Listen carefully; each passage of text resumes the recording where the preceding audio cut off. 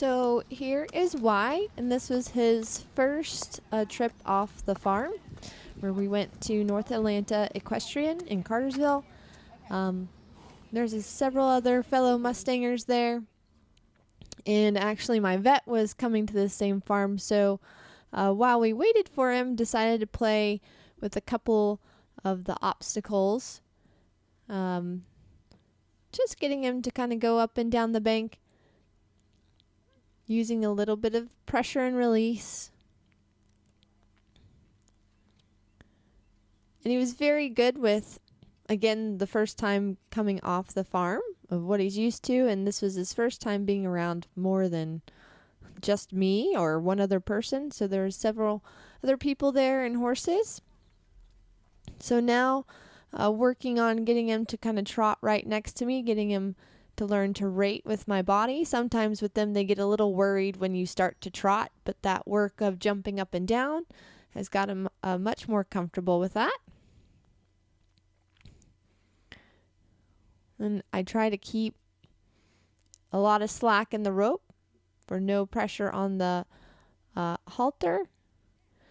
And so now I had a little girl named Heidi, had her Mustang there, and I was helping her out. She was having a couple of problems, but Y was really good, so she could start to see what it felt like to have a soft horse.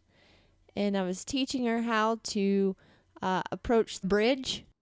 The idea to have him stay next to her shoulder, so shoulder to shoulder, and then making her slow down the process. So right here, once she stops, and then she tells him to step, and then he knows to go 1 foot, and then she got him on the bridge. I was really proud of Y and how good he was for her, and helping her see what it feels like to have a really nice soft horse. So and she comes right here and she asks him to stop, and he stays right next to her. Again, really proud of him. So then my vet, Dr. Nash, arrived, and we were able to take several different x-rays, so a couple of different angles, and Y was very good, where we didn't have to sedate him at all, so I was really proud of him for that. And Dr. Nash did a good job of going slow as well for him. So we had to do some uncomfortable things where the x-ray was above his head and then the plate was underneath his jaw. So again, just trying to get several different views so we could make sure we could get a clear read on kind of what exactly is going on. You can see Dr. Nash was palpating the area. Y has never been sensitive to the drainage tract that he's had, and he's been eating well. So after viewing the x-ray, I did a couple of consults with several different doctors, with Auburn University and with University of Tennessee, and I decided to go with Dr. Schumacher of University of Tennessee, as he was really thorough in his diagnosis of what to do with Y. Seeing the x-ray, he was able to see multiple actual jaw fractures along with the drainage that's affecting one of the molars, but theory is that it was from a kick. So a kick has now led to kind of a little bit of this chronic infection and has moved into the jaw towards the tooth, or could have been vice versa, but definitely some complications there.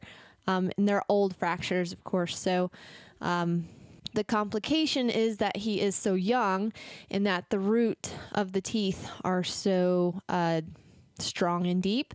So the course of action is to have him on antibiotics for another 30 to 60 days, and along with metronidazole to see if that will help resolve some of the bone infection.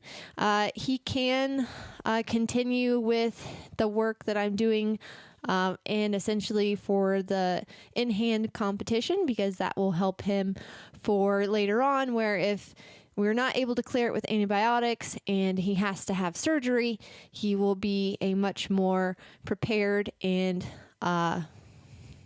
very well at being handled. So it's unfortunate, but at least we kind of have a plan to go by now, and he has been a super horse all things considered. And we loaded right back up in the trailer after we were done with the vet.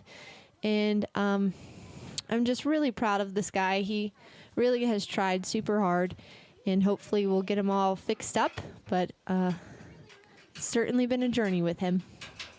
That was a very, very good boy. That was really nice. So here is Eton on day 28, and this is when I do some work with him in the stall. Try to spend a lot of time with him in the stall, and I'm gonna have to apologize for the light. It can get pretty bad in the barn with this time of morning, but I didn't want to close this window, so you guys just have to suffer a little bit with the glare.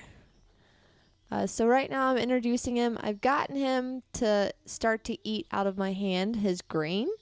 And then I found a cookie that he liked. So I can start, or I have started with some of the clicker training. And then just working also in conjunction with the pressure and release.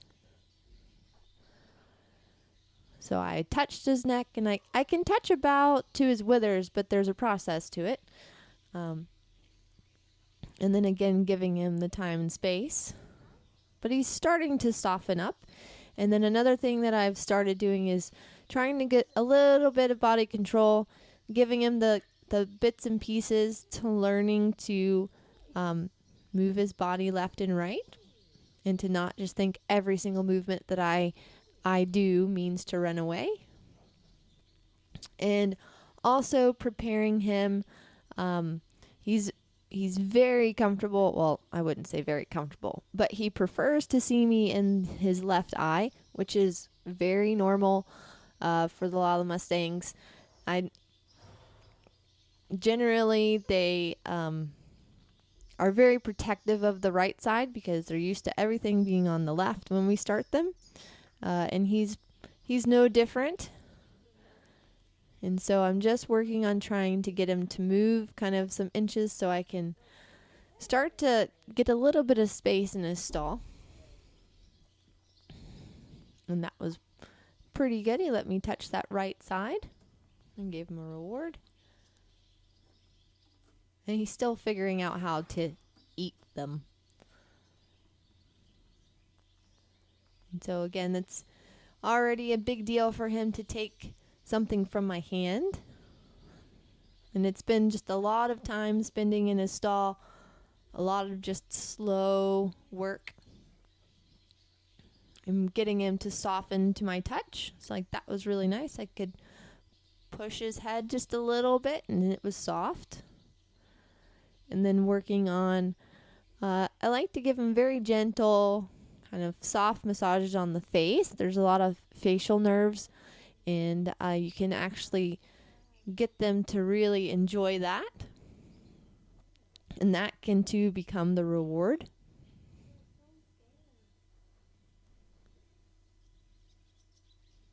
I'm just going to give him a minute here. And then move back to the left side. That was a good exercise of just being on that right side for a little bit. And he's starting to drop his head some. He's still pretty worried. Like right there, he reacted to a sound of a horse just banging in the barn. So he's still on high alert. He still is not completely comfortable just in the surroundings of things. So he still thinks he could get eaten by something. So we're getting there, kind of inch by inch. And he was really good, where he softened to my hand, and then I went a little quick, I think, with two hands because I really want to get the tag off. But I should have given him a touch more space then. But I backed off right there, and then I tried to go again, and there he was a little uncomfortable, so I gave him some space.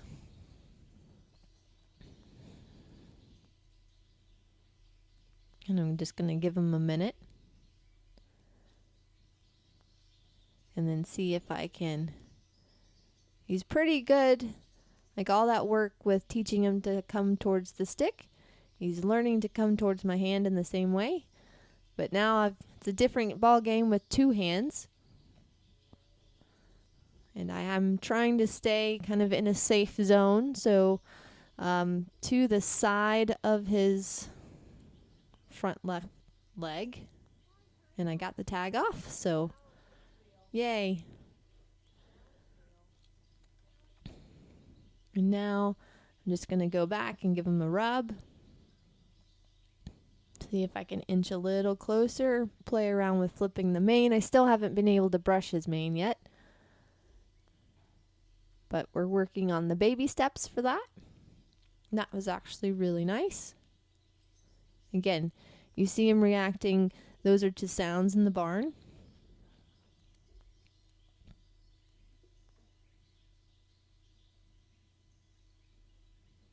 And that was pretty good.